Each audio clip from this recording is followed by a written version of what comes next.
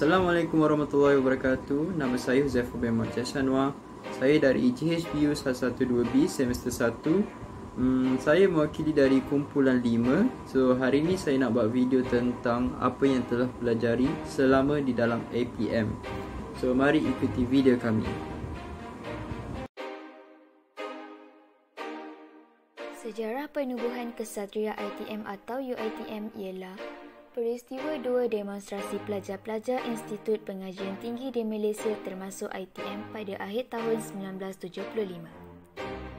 Ia merupakan titik permulaan penubuhan unit Kesatria kerana peristiwa itu telah menyebabkan lebih kurang 200 pelajar telah disingkirkan dari ITM. Pihak ITM telah memandang serius hal tersebut. Bagi mereka, demonstrasi itu menunjukkan keperluan meningkatkan disiplin di kalangan pelajar-pelajar ITM.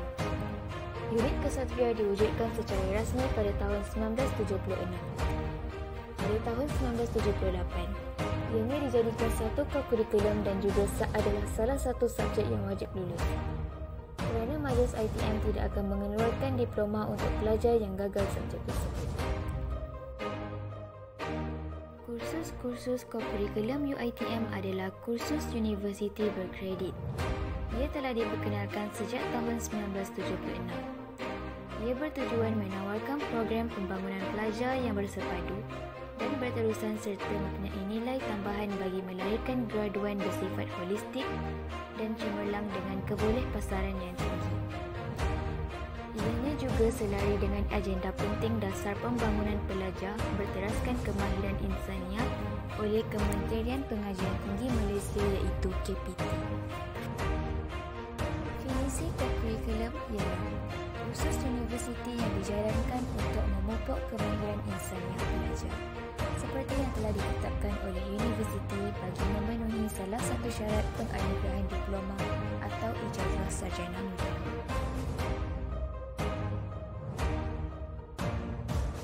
Akhir sekali, misi unit kurikulum ialah menjadi sebuah pusat pembelajaran bagi menggalakkan dan membentuk individu yang mempunyai watak dan peribadi yang seimbang, berdisiplin patriotik, mencintai ilmu, menghayati budaya dan mempunyai kepekaan sosial dengan hasrat universiti untuk melahirkan graduan.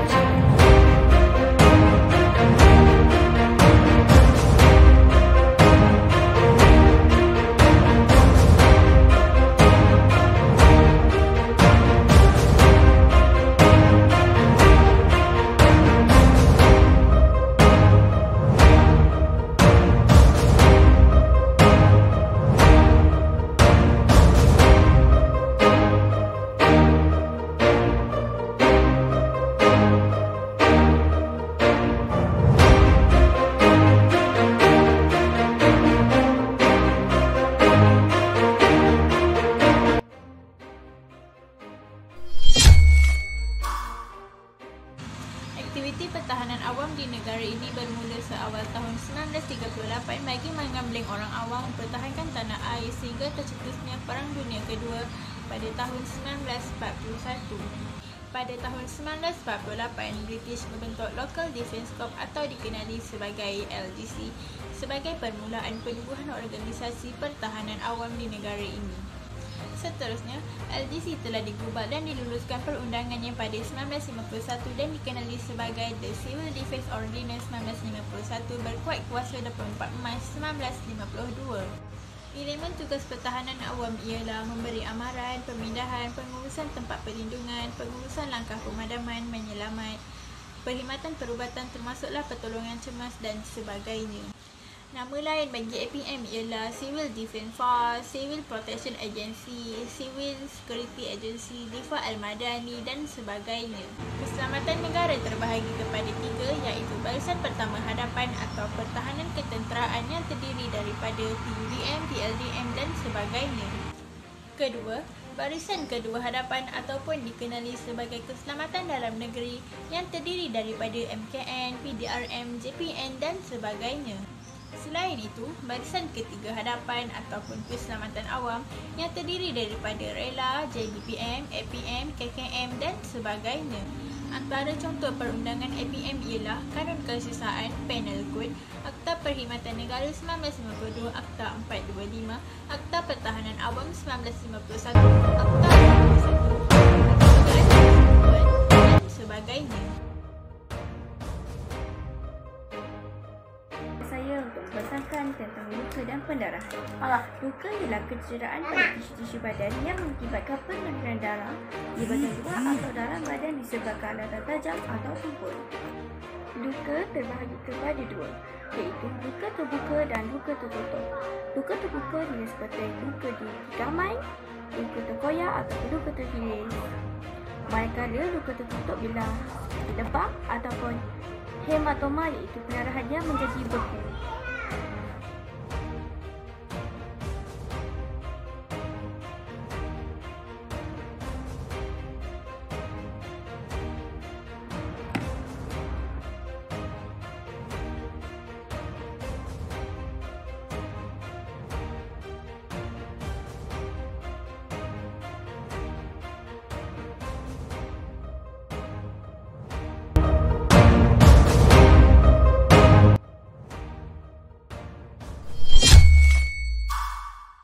Jadi, singkatan bagi CPR adalah Cardiopulmonary Resuscitation, dan CPR ini digunakan sewaktu seseorang itu pengsan ataupun tidak boleh bernafas.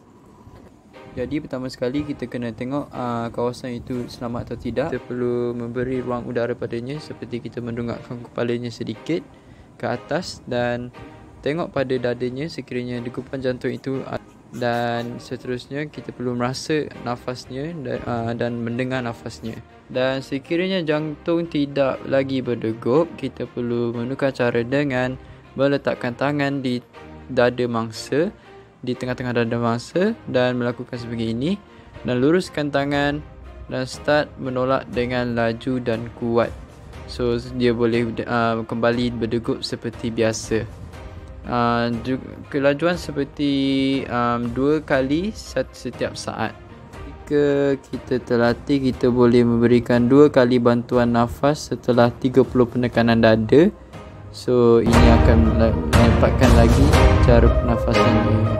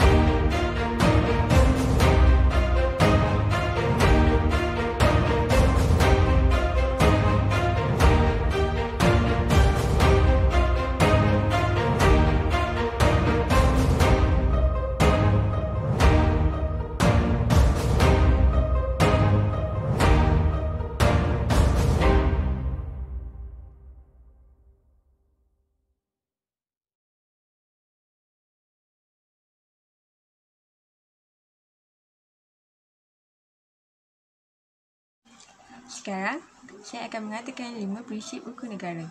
Yang pertama, kepercayaan kepada Tuhan. Yang kedua, kesetiaan kepada raja dan negara. Yang ketiga, keluhuran perlembagaan. Yang keempat, kedaulatan undang-undang. Yang kelima, kesopanan dan kesusilaan. Sekian.